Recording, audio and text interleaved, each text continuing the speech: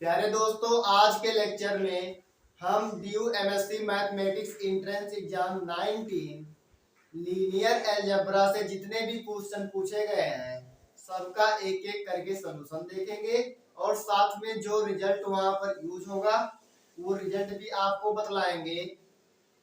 और पहला क्या है ये देखते हैं। Consider the following statements, every minimal generating set of a vector space is a basis. Every maximal linearly independent subset of a vector space is a basis. Every vector space admits a basis. तो ये आपको बताना है कि इनमें में से कौन कौन सा स्टेटमेंट ट्रू है। चलो मैं आपको एक रिजल्ट बतला देता हूं और उससे आपका क्वेश्चन हो जाएगा। तो रिजल्ट क्या है,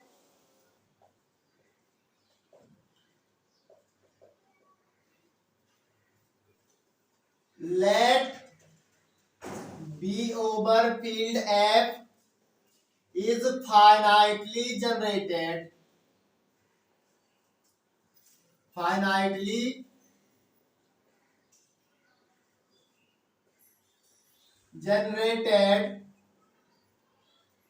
vector space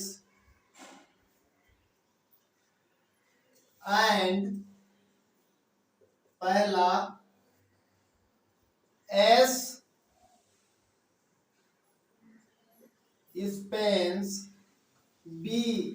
अब यहाँ स्पेन का मतलब क्या हुआ, स्पेन का मतलब यस क्या है, जनरेटिंग सेट है किसका, बी का। दूसरा L is Li subset of B. तीसरा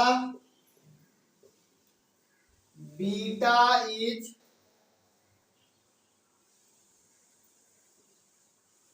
बेसिस ऑफ बी, यहां पर बी वेक्टर स्पेस है। देन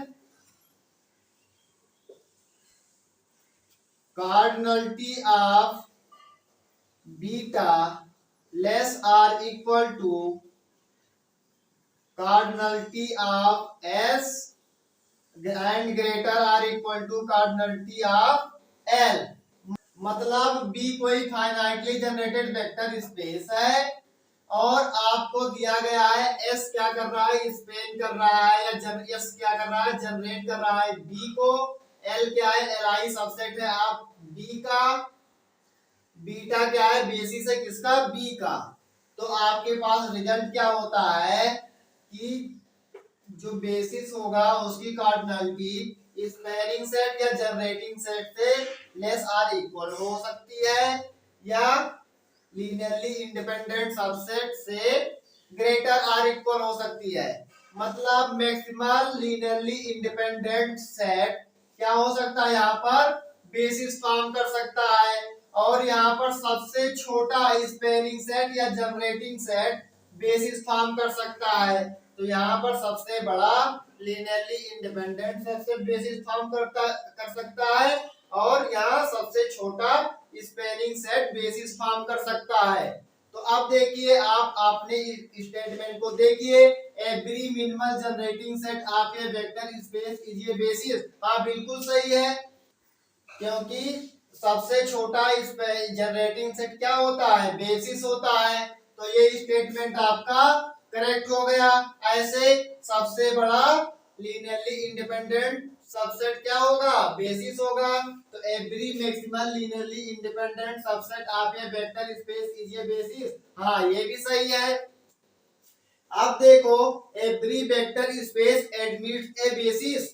तो आपसे जानना ये चाहता है कि क्या प्रत्येक वेक्टर स्पेस बेसिस रखते हैं कि नहीं रखते हैं। तो अब देखो, आप जानते हैं जीरो वेक्टर ये क्या फॉर्म करता है, वेक्टर स्पेस फॉर्म करता है।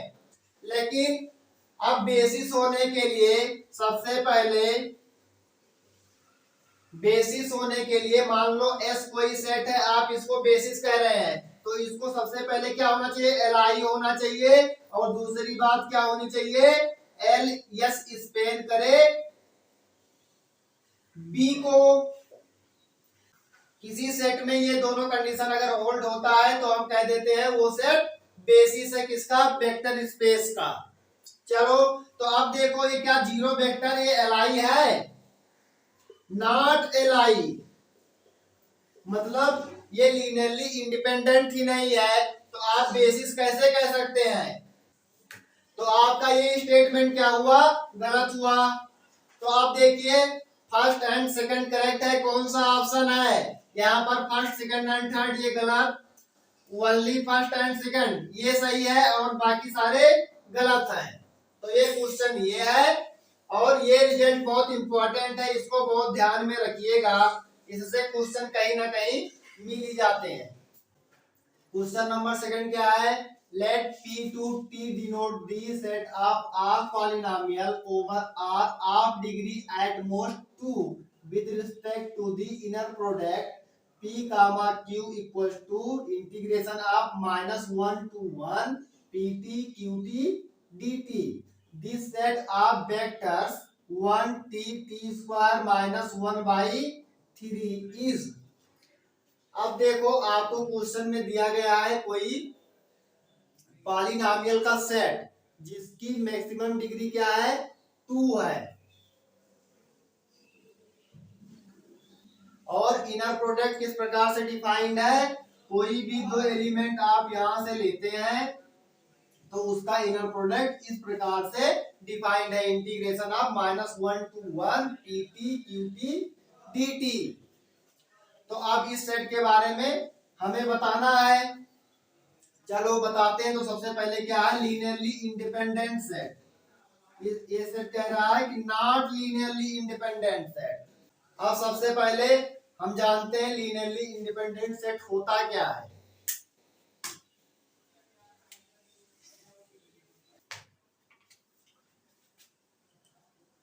Let V over field F be any vector space and S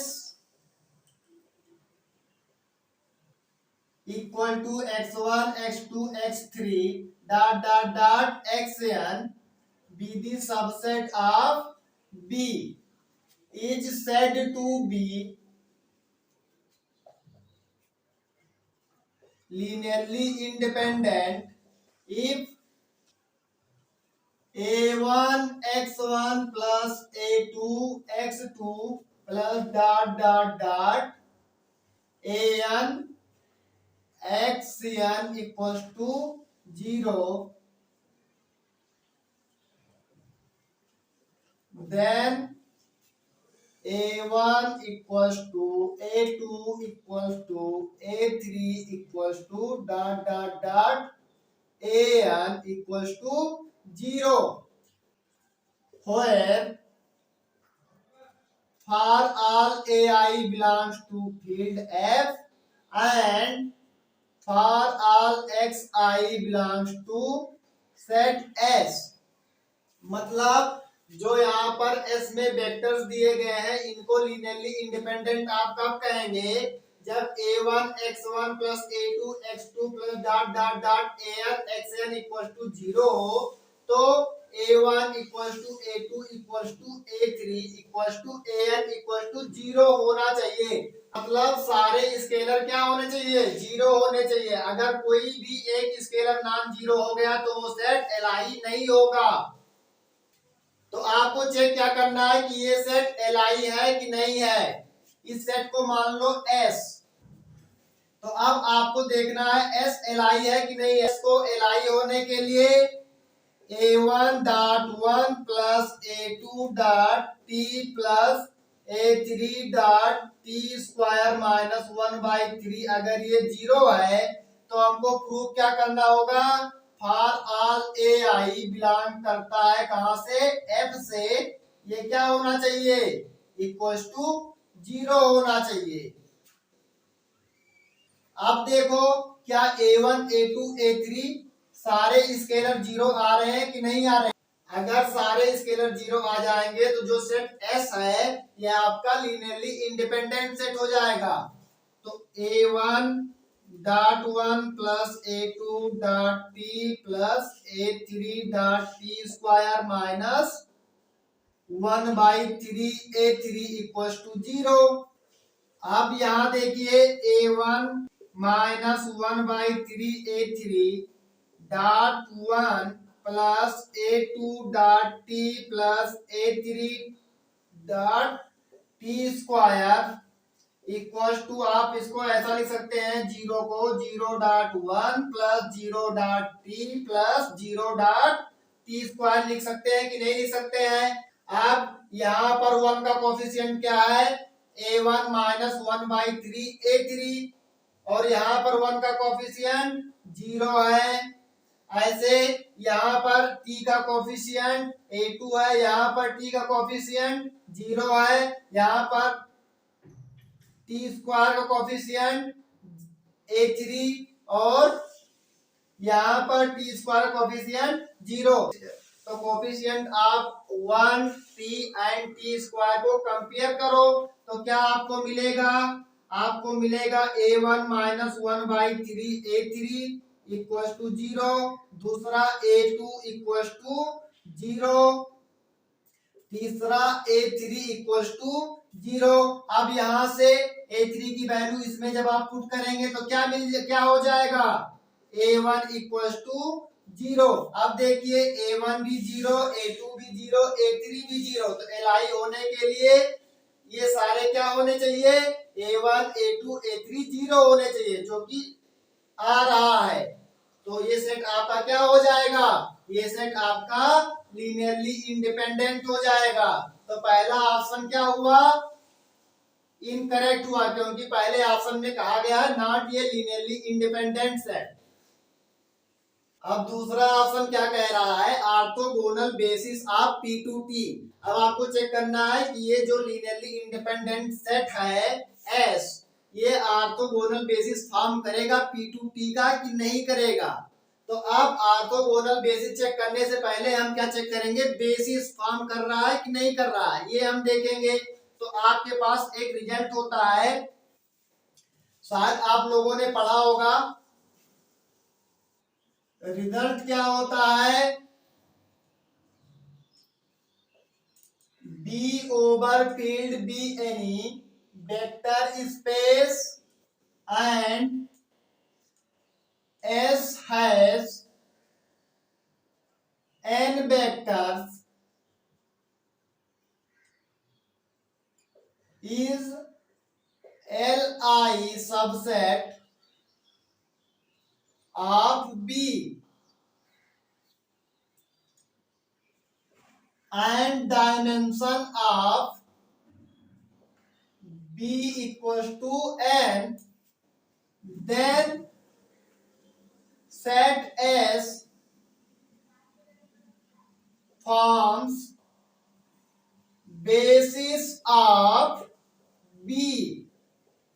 अगर कोई Li सबसेट है किसका, वेक्टर स्पेस B का, और उसमें n वेक्टर हैं और डायमेंशन ऑफ B भी n है, तो जो आपका Li सबसेट S है वो क्या हो जाएगा, बेसिस किसका, B का।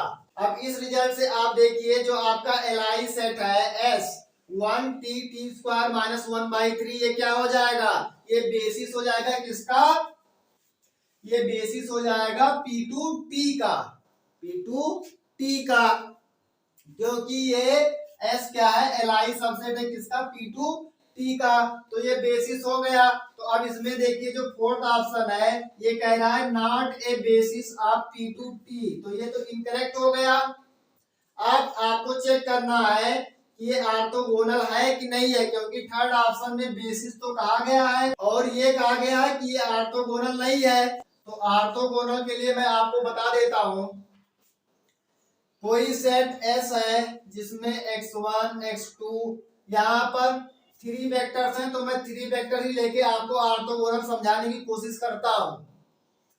इसको आप ऑर्थोगोनल कब कहेंगे, जब inner product of x1 x2 equals to x1 x3 equals to inner product of x2 x3 ये क्या हो जाए, जीरो हो जाए।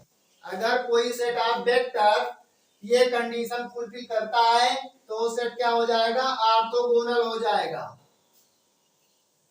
तो अब देखिए यहां पर x1 और x2 नॉट इक्वल टू है। Here x1 not equal to x2। इसको मान लीजिए x1, इसको मान लीजिए x2, इसको मान लीजिए x3। तो आपको चेक क्या करना है, inner product of x1 x2 equals to inner product of x1 x3 equals to inner product of x2 x3। क्या ये जीरो आ रहे हैं कि नहीं आ रहे हैं? अगर ये जीरो आ जाएंगे तो आपका सेट S क्या हो जाएगा, ऑर्थोगोनल हो जाएगा। तो आप इसका मतलब x1 आप किसको माने हैं, 1, और x2 t को, x3 t स्क्वायर माइनस 1/3 को। तो आप देखिए 1 कामा t इक्वल टू क्या होगा, अब बाय डेफिनेशन आप इनर प्रोडक्ट, जो आपको इनर प्रोडक्ट यहाँ पर दिया गया है उस डेफिनेशन पे पुट कीजिए वैल्यू। तो ये हो जाएगा -1 से 1 इंटू टी डी टी। अब ये क्या हो जाएगा, टी स्क्वायर बाई 2 और लिमिट -1 से 1। तो इसकी वैल्यू क्या हो जाएगी, जीरो। जब आप लिमिट पुट करेंगे तो इसकी वैल्यू क्या आ जाएगी, जीरो। अब देखिए 1 का टी स्क्वायर -1/3 के साथ इनर प्रोडक्ट चेक करना है कि यह जीरो आ रहा है कि नहीं आ रहा है। तो by definition of inner product ये क्या हो जाएगा, 1 into t square minus 1/3 dt। अब इसकी वैल्यू टी क्यूब और लिमिट क्या है, -1 से 1 है। अब इसका integration T cube by 3 minus 1/3 T, और यहां पर लिमिट -1 से 1। अब वैल्यू पुट करो, तो पहले 1 पुट करो तो इसमें क्या हो जाएगा, 1/3 माइनस 1/3। अब लोअर लिमिट पुट करो तो माइनस, और यहाँ पर जब आप माइनस पुट करेंगे तो ये क्या हो जाएगा, -1 का क्यूब -1, तो -1/3। और यहाँ पर t की जगह पे -1, तो इसके आगे भी माइनस है तो माइनस माइनस प्लस, तो +1/3। अब ये क्या हो गया, 1/3 से 1/3 कैंसिल, और ये 1/3 से 1/3 कैंसिल, तो इसका भी वैल्यू क्या आ गया, जीरो आ गया।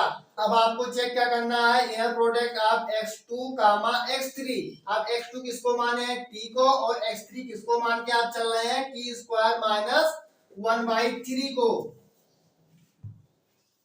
Inner product of t comma t square minus 1/3 equal to integration -1 to 1 t into t square minus 1/3 dt। अब ये क्या हो जाएगा, ये हो जाएगा -1 to 1 और t cube minus t/3 dt। अब इसका इंटीग्रेशन हो जाएगा t का पावर 4/4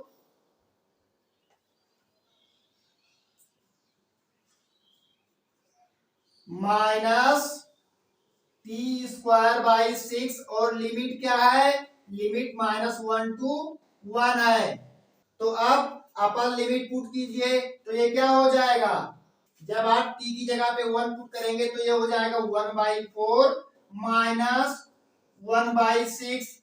अब लोअर लिमिट पुट कीजिए तो आप यहाँ पर t का पावर 4 है तो -1 का पावर 4, ये क्या हो जाएगा, 1 हो जाएगा by 4 minus T square by 6, मतलब -1 का स्क्वायर 1, तो 1/6। अब इसको सॉल्व कीजिए तो अब देखो यहाँ पर प्लस और इसके आगे माइनस, तो ये तो कैंसिल हो जाएगा। अब यहाँ पर -1/6, अब जब इसको ब्रैकेट के अंदर लेके जाएंगे तो यहाँ आगे माइनस और यहाँ माइनस, तो माइनस माइनस प्लस, तो ये हो जाएगा क्या, +1/6, इससे ये कैंसिल हो जाएगा, तो इसका भी वैल्यू क्या आ गया, 0 आ गया। तो आपका सेट एस क्या है, ऑर्थोगोनल है। तो मतलब तीसरा ऑप्शन भी इनकरेक्ट, तो दूसरा ऑप्शन आपका क्या हो गया, करेक्ट हो गया, क्योंकि एस क्या है, बेसिस है किसका, P2T का, और एस ऑर्थोगोनल भी है, तो एस क्या हो जाएगा, orthogonal basis of P2T।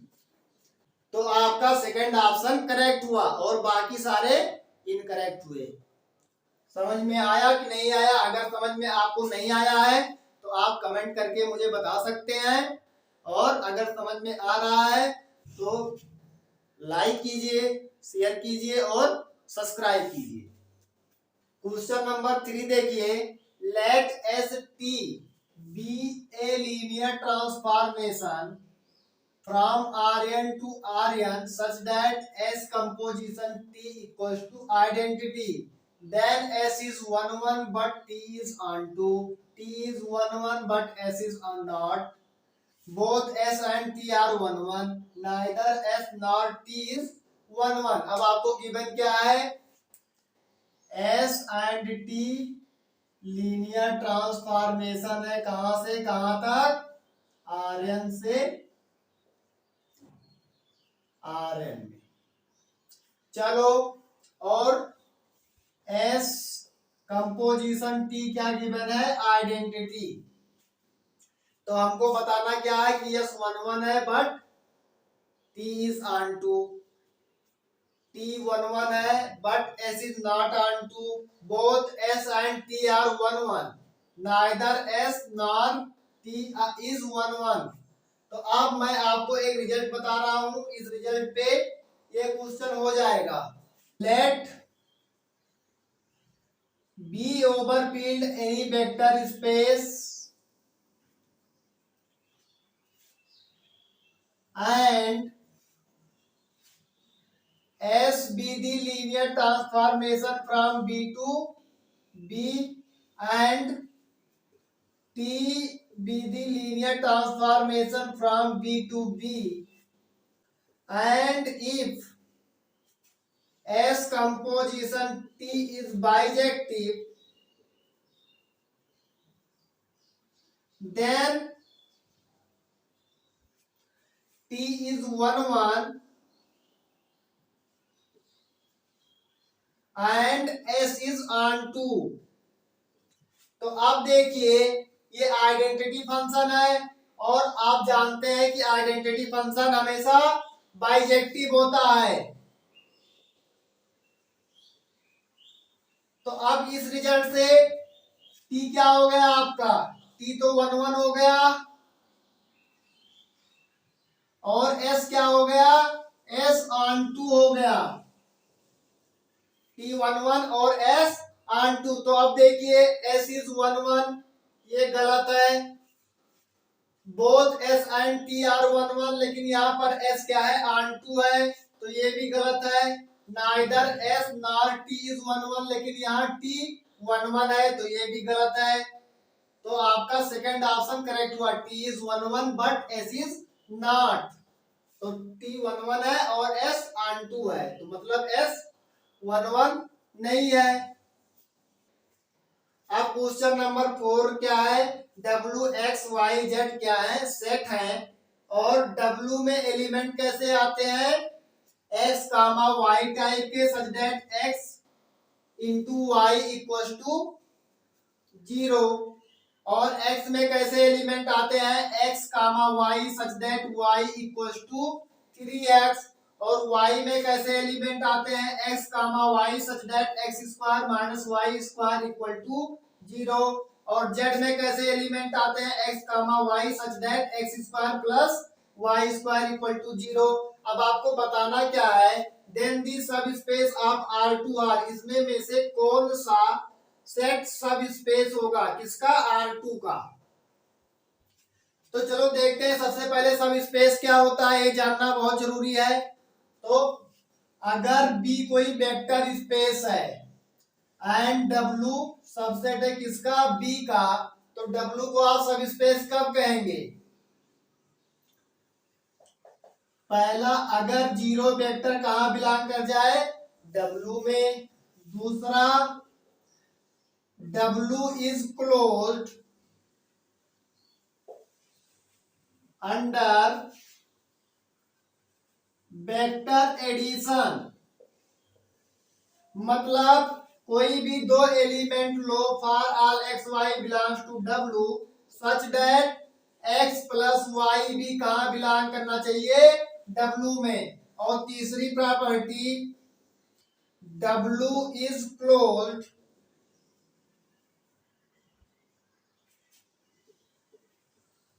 Under scalar multiplication. इसका मतलब कोई भी स्केलर फील्ड से ले लो एंड कोई भी वेक्टर W से ले लो, तो C डॉट एक्स कहाँ होना चाहिए, W में। अगर कोई सबसेट वेक्टर स्पेस का ये तीनों प्रॉपर्टी रखता है तो वो सबसेट क्या हो जाएगा, वेक्टर सब स्पेस हो जाएगा। किसका, वेक्टर स्पेस का। तो यहाँ पर W क्या है, सबसेट है। अगर इसके पास तीन प्रॉपर्टी आ गई तो W सब स्पेस हो जाएगा किसका, वेक्टर स्पेस B का। अब चलो एक एक को हम चेक करके देखते हैं कौन सा सब स्पेस होगा कौन सा नहीं होगा। तो पहला क्या है, W में कैसे एलिमेंट आते हैं, x कामा वाई टाइप के, such that x dot y क्या होना चाहिए, 0 होना चाहिए। तो अब देखिए सबसे पहला कंडीशन क्या, आइडेंटिटी चेक करना है। तो अब देखो क्या 0 0 आपका W में आ रहा है कि नहीं आ रहा है। अब W में आने के लिए कंडीशन क्या होना चाहिए, x dot y equal to 0। यहाँ पर x की वैल्यू 0 और y की वैल्यू 0। तो अब देखो 0 डॉट 0 इक्वल टू 0 हो जाएगा। तो अब 0 वेक्टर W में बिलोंग कर गया। अब दूसरी प्रॉपर्टी आपको क्या चेक करना होता है, W is closed under vector addition, मतलब कोई भी दो एलिमेंट लो x y कहाँ का, W का, अगर x प्लस वाई भी कहाँ आ जाए W में तो हम कह देते हैं W क्लोज्ड है अंडर वेक्टर एडिशन।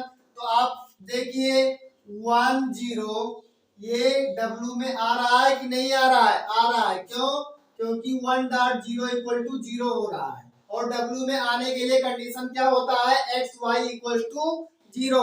और आप देखिए ये भी आ रहा है 0.1, ये भी बिलोंग करेगा W में। क्यों, क्योंकि 0.1 इक्वल टू 0 हो रहा है। अब इनका सम कीजिए तो 0 1 प्लस 1 0, अब ये क्या हो जाएगा 1 कामा 1। अब देखिए W में बिलोंग करेगा कि नहीं करेगा, W में बिलोंग करने के लिए क्या होना चाहिए, x dot y equal to 0 होना चाहिए। अब यहाँ पर x की वैल्यू 1 और y की वैल्यू 1। अब आप देखिए 1 डॉट 1 क्या है 0 होगा, नहीं होगा। तो 1 कामा 1 आपके सेट W में नहीं आएगा। तो W इज नॉट सब स्पेस ऑफ R2। अब देखिए दूसरा x, दूसरा सेट क्या है, x है। अब इसको चेक करना है कि ये वेक्टर सब स्पेस होगा कि नहीं होगा। अब ये देखिए x क्या है, x में x कामा y टाइप के वेक्टर आते हैं such that y equals to 3x। अब y इक्वल्स टू 3x ये क्या है, एक लाइन का इक्वेशन है, एक लाइन का इक्वेशन है जो ओरिजिन से होके जाता है। तो अब देखिए ये पॉइंट क्या होगी 0 कामा 0, मतलब 0 वेक्टर तो आपके x में आ जाएगा, पहला कंडीशन तो ये देखिए। अब दूसरी प्रॉपर्टी क्या हमको देखनी होगी, हमको देखना होगा कि क्या x क्लोज्ड है अंडर वेक्टर एडिशन कि नहीं। तो अब देखिए लाइन पे कोई भी अगर आप दो एलिमेंट ले लो और उनका सम करो तो तीसरा एलिमेंट कहाँ, इसी लाइन पे आएगा, तीसरा एलिमेंट इसी लाइन पे आएगा। तो ये जो x है ये क्लोज हो जाएगा अंडर वेक्टर एडिशन। क्यों, क्योंकि यहाँ से कोई भी दो एलिमेंट लो, कहीं का भी कोई भी दो एलिमेंट लो, और उसका सम करो तो तीसरा एलिमेंट जो मिलेगा कहीं इसी लाइन पे मिलेगा, तो ये क्या हो जाएगा, x क्लोज हो जाएगा अंडर वेक्टर एडिशन। ऐसे अब तीसरी प्रॉपर्टी देखिए, तीसरी प्रॉपर्टी क्या कहती है, अगर C बिलोंग करता है F से एंड X बिलोंग करता है कहां से, X से, तो C X भी कहां बिलोंग करना चाहिए, X में। अब देखो मान लो यहाँ पॉइंट क्या है 2 है और C की वैल्यू में क्या लेता हूं, C की वैल्यू में 3 ले लेता हूं, तो अगर मैं 3 इंटू 2 करूंगा तो ये क्या आ जाएगा, 6 आ जाएगा, और 6 भी इसी लाइन पे कहीं यही होगा। तो अब कोई भी आप स्केलर ले लीजिए, वो फील्ड क्या दिया है, फील्ड आर है, मतलब सेट ऑफ रियल नंबर का कोई भी स्केलर आप लीजिए सी, और जब आप सी डॉट एक्स करेंगे तो वो कहाँ बिलोंग कर जाएगा, वो आपके सेट एक्स में बिलोंग कर जाएगा। तो तीनों प्रॉपर्टी यहाँ सेटिस्फाइड हो रही है, तो इसलिए ये एक्स क्या हो जाएगा, आपका वेक्टर सब स्पेस हो जाएगा। और अगर आप बाई मेथड देखना चाहें तो इसका एक तरीका ये भी है कि आप मान लो x1 y1 ये बिलोंग करता है कहाँ, x में, एंड x2 y2 ये भी बिलोंग करता है कहाँ, x में। x में आने के लिए कंडीशन क्या होना चाहिए, y1 इक्वल टू 3x1 अगर होगा तभी ये x में आएगा। ऐसे यहाँ पर y2 इक्वल टू 3x2 होगा तभी ये x में आएगा। तो आप देखो इन दोनों का सम करो और चेक करो क्या ये x में आ रहे हैं कि नहीं आ रहे हैं। तो x1 y1 plus x2 y2 equals to x1 plus x2 y1 plus y2। अब अगर इसको आप कह रहे हैं कि ये x में आएगा तो इसका मतलब y1 plus y2 equal to 3x1 plus x2 होना चाहिए। अब आप देखिए y1 plus y2 equal to क्या होगा, अब y1 की वैल्यू यहां से पुट कीजिए 3x1 और y2 की वैल्यू यहां से पुट कीजिए 3x2, तो अब 3 कॉमन कर लीजिए, x1 प्लस x2 ये हो जाएगा जो कि इसके बराबर है, मतलब x is closed under vector addition, मतलब x क्या हो जाएगा, क्लोज्ड हो जाएगा अंडर वेक्टर एडिशन। क्योंकि हम कोई भी दो एलिमेंट कहां से लिए, x से लिए, जब उसका सम किए तब भी वो कहां आ रहा है, x में आ रहा है, इसलिए x क्या हो जाएगा, क्लोज्ड अंडर वेक्टर एडिशन। ऐसे स्केलर मल्टीप्लिकेशन भी ये क्लोज्ड होगा, तो x क्या हो जाएगा, सब स्पेस हो जाएगा। अब इसमें में से देखो w क्या है, w सब स्पेस ये गलत और w सब स्पेस है ये गलत, दो ऑप्शन तो आपका इनकरेक्ट हो गया, और इसमें ये भी इनकरेक्ट है क्योंकि यहाँ पर x भी आपका सब स्पेस है, तो इसमें तो कहीं x नजर नहीं आ रहा है, तो ये तीन ऑप्शन तो आप डायरेक्टली इनकरेक्ट कर सकते हैं। चलो अब देखते हैं कि पहला कैसे करेक्ट हो रहा है। तो अब y में कैसे एलिमेंट आते हैं, x कामा y टाइप के एलिमेंट आते हैं such that x square minus y square equal to 0। तो अब देखिए 0 0 क्या इसमें आएगा कि नहीं आएगा, y में आएगा कि नहीं आएगा, आप बताइए।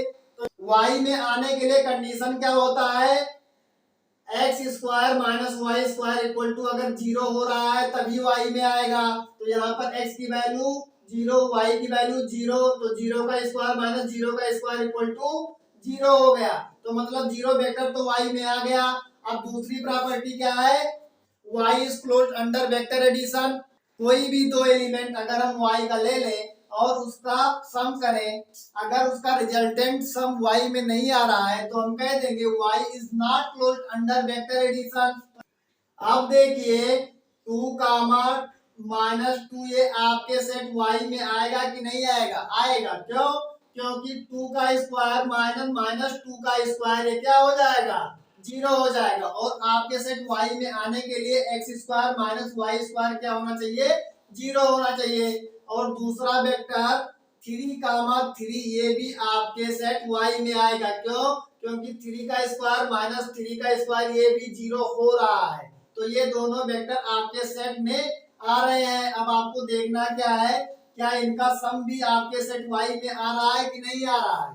तो अब इनका सम कीजिए, 2 माइनस 2 प्लस 3, तो ये हो जाएगा 5 और माइनस 2 प्लस 3 तो ये हो जाएगा 1। अब आपके सेट y में आने के लिए कंडीशन क्या होती है, x square minus y square equal to 0। अब आप चेक कीजिए, क्या x की वैल्यू यहाँ पर 5 और y की वैल्यू 1, क्या x square minus y square 0 हो रहा है कि नहीं हो रहा है। तो 5 का square minus 1 equal not equal to 0 होगा। तो ये जो रिजल्टेंट सम आया 5, 1 ये आपके सेट y में बिलोंग नहीं करेगा। मतलब सेकंड प्रॉपर्टी यहाँ पर फेल हो रही है। तो y इज नॉट सब स्पेस ऑफ R2। अब z क्या गिवन है आपको, z में x, y टाइप के एलिमेंट आते हैं such that x square plus y square equals to 0।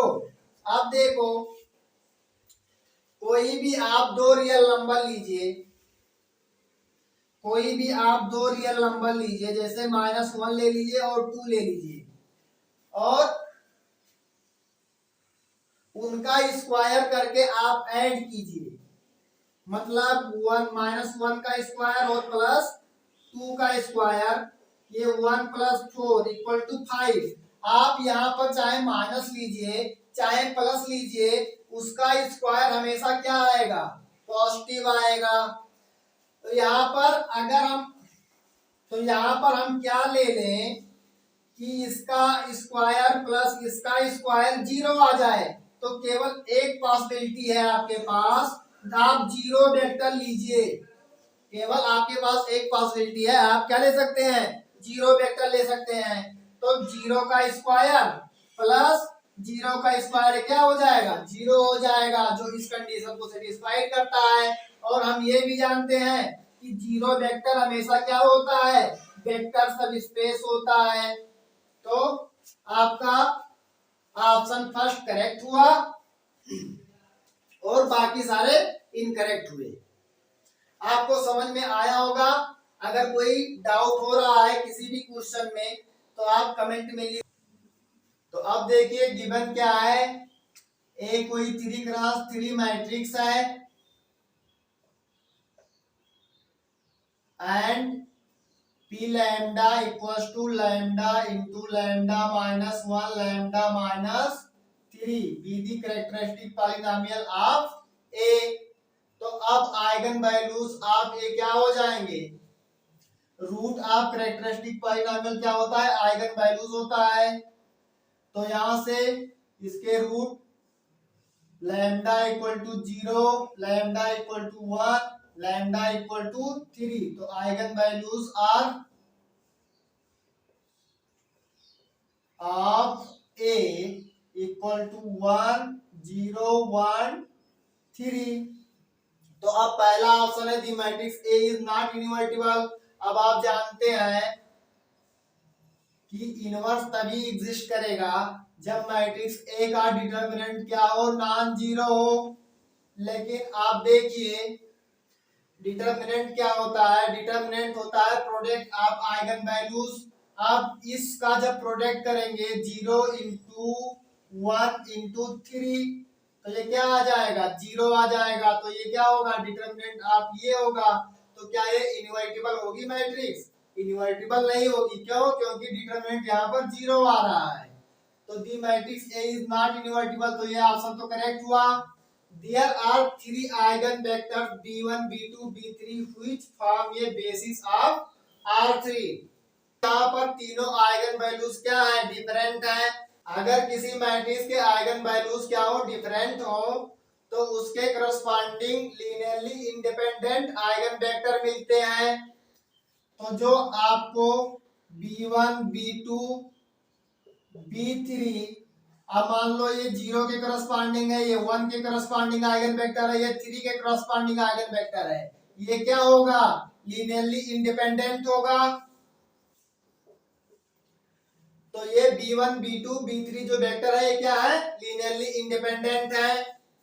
अब यहां से बेसिस किसका पूछ रहा है? R3 का। और इसमें कितने वेक्टर हैं? इसमें 3 वेक्टर्स हैं। इस सेट में कितने वेक्टर हैं? 3। और वो लीनियरली इंडिपेंडेंट है। और डायमेंशन ऑफ R3 आप जानते हैं कितना होता है? 3 होता है।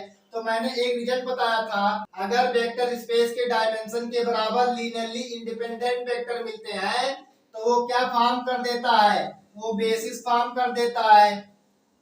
तो वो सेट बेसिस फॉर्म कर देता है। तो B1 B2 B3 ये क्या हो जाएगा? ये बेसिस हो जाएगा इसका R3 का। अब तीसरा ऑप्शन देखिए, तीसरा ऑप्शन क्या कह रहा है? ईच आइगन स्पेस ऑफ ये इज वन डायमेंशनल। तो अब कैरेक्टरिस्टिक पॉलिनोमियल क्या है? Lambda into lambda minus 1 into lambda minus 3। ये किसका वैल्यू है? पी लैम्डा का, जो कि कैरेक्टरिस्टिक पॉलिनोमियल है किसका? मैट्रिक्स ए का। अब देखिए यहाँ पर आइगन वैल्यूज किससे आ रही हैं? रूट ऑफ कैरेक्टरिस्टिक पॉलिनोमियल होती है आइगन वैल्यूज। तो लैम्डा इक्वल्स टू 0 और लैम्डा माइनस 1 इक्वल्स टू 0 और लैम्डा माइनस 3 इक्वल्स टू 0। अब देखो इन सब का पावर क्या है? 1 है। तो यहां से आप क्या कह सकते हैं? यहां से आप कह सकते हैं ईच आइगन स्पेस ऑफ ये इज वन डायमेंशनल। तो ये भी ऑप्शन आपका करेक्ट हो गया। Linear system a minus 3ix equals to b has a unique solution for each b belongs to R3। सबसे पहले a माइनस 3i निकालने से पहले हमको a पता होना बहुत जरूरी है। अब a इस कैरेक्टरिस्टिक पॉलिनोमियल से निकालिए तो ये क्या हो जाएगा? इसकी आइगन वैल्यू 0 है तो यहाँ पर 0, डायगोनल पर 1 है तो 1 रख दीजिए, डायगोनल पर 3 है तो 3 रख दीजिए। और बाकी सारे इंट्रीज को क्या कर दीजिए? 0 कर दीजिए। तो ये आपका बन गया क्या? Matrix A. अब a माइनस 3i क्या होगा? a माइनस 3i क्या होगा? -3 0 0 0 और ये -2 0 0 0 -3। ये यहां पर 0 हो जाएगा। ये आपकी बनी मैट्रिक्स a माइनस 3i। अब आपको पूछा क्या जा रहा है? a minus 3ix equal to b has unique solution. तो अब आप जानते हैं अगर रैंक ऑफ ये equals to rank of augmented matrix हो जाता है तो सिस्टम के पास सॉल्यूशन होता है। और अगर यही नंबर ऑफ कॉलम के बराबर हो जाता है तो ये क्या हो जाता है? यूनिक सॉल्यूशन देता है ये सिस्टम। तो आप देखो इसका आर्गुमेंटेड मैट्रिक्स लिखिए तो a माइनस 3i b क्या हो जाएगा? ये हो जाएगा -3 0 0 0 -2 0 0 0 0। अगर मैं b को क्या ले लूं?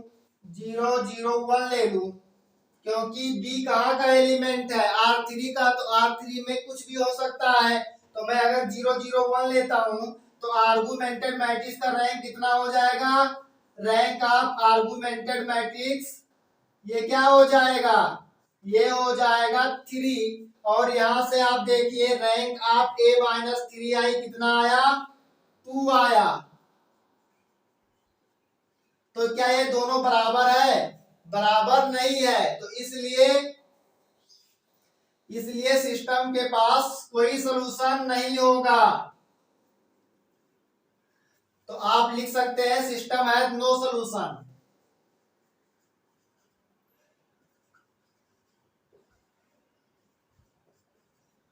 तो ये फोर्थ ऑप्शन आपका इनकरेक्ट हुआ। तो इसमें में से करेक्ट कौन कौन सा ऑप्शन हुआ? First, second and third. तो मैं आशा करता हूं कि आप लोग को बहुत अच्छी तरीके से समझ में आया होगा और मैंने यहाँ पर एक एक कॉन्सेप्ट आपको बताने की कोशिश की है। अगर आपको समझ में नहीं आया है तो आप कमेंट में लिख सकते हैं और अगर समझ में आ रहा है आगे आप अच्छे से पढ़ना चाहते हैं तो चैनल को सब्सक्राइब कीजिए और वीडियो को लाइक भी कीजिए। Thank you.